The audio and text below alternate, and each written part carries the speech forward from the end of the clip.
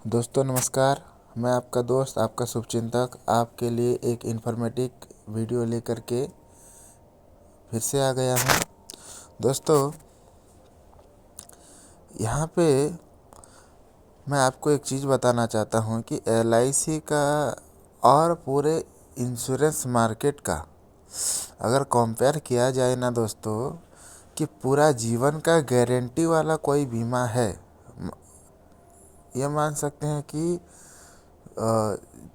0 महीने से लेकर के 100 साल तक का गारंटी का कोई बीमा है क्या, ऐसा कहा जाए। और उसमें भी इंश्योरेंस के साथ साथ सेविंग के साथ साथ रिटर्न भी। तो दोस्तों सबसे बढ़िया सबसे बेस्ट ये प्लान है। इसका नाम है जीवन उमंग। LIC का जीवन उमंग है दोस्तों। इसमें बीमा कवर भी रहता है। बीमा कवर यानी अगर कोई व्यक्ति पॉलिसी लेने के बाद अगर उनका डेथ हो जाता है और उन्होंने अगर मान लीजिए डेथ 10 लाख का कवर ले रखे हैं, तो उनको 10 लाख का बीमा राशि उनको मिलेगा। और वो भी सिर्फ नॉर्मल यानी अगर वो कोई 3-4 साल से बेड में पड़े हुए थे और उसमें डेथ हो गए, पॉलिसी लेने के 3 साल बाद अगर उनको कोई बीमारी हुआ और वो 3-4 साल काम भी नहीं कर पाए लेकिन पैसा कंटिन्यू भर रहे थे, तो उस कंडीशन में उनको पैसा मिल जाएगा। दोस्तों अगर एक्सीडेंटल की बात करें, अगर कोई दुर्घटना से उनका डेथ होता है, तो दोस्तों 10 लाख के जगह में उनको 20 लाख रुपए मिलेगा। है ना दोस्तों कमाल। दोस्तों अगर मान लीजिए उनका डेथ ही नहीं हुआ, ना ही वो नॉर्मल डेथ हुआ और ना ही एक्सीडेंटल डेथ हुआ, तो क्या होगा। अगर वो कहीं डिसेबिलिटी फेस की, मतलब पूरा काम करने की स्थिति में नहीं है, अब पूरा परमानेंट डिसेबल हो गए हैं, संपूर्ण मतलब अभी वो किसी तरह का काम बिल्कुल नहीं कर पाएंगे, दूसरे के बिना कोई भी काम अभी नहीं कर पाएंगे।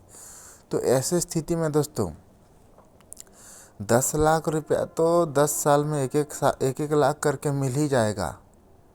समय छोड़ का 10% मिलता है हर साल, 10 साल तक मिलता है ये। और साथ में दोस्तों यहाँ से जब से ये परमानेंट डिसेबिलिटी हो जाते हैं, तब से उनको कोई भी किसी भी तरह का पैसा जमा करने की ज़रूरत नहीं है। प्रीमियम वेव हो जाता है दोस्तों, प्रीमियम छूट हो जाता है दोस्तों। इतना ही नहीं, अब मान लीजिए इसका अवधि जो रहता है पैसे जमा करने का 15 साल रहता है, 20 साल रहता है, 25 साल रहता है और 30 साल का रहता है। दोस्तों 30 साल के बाद क्या होगा।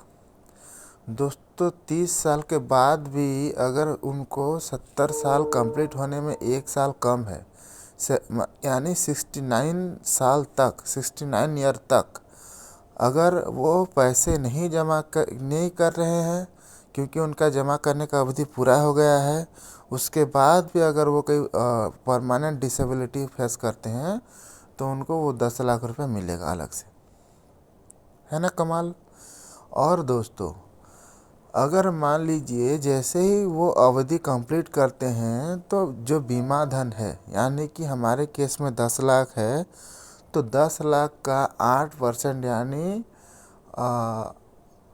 80,000 रुपया उनको प्रत्येक साल हर साल उनको मिलेगा।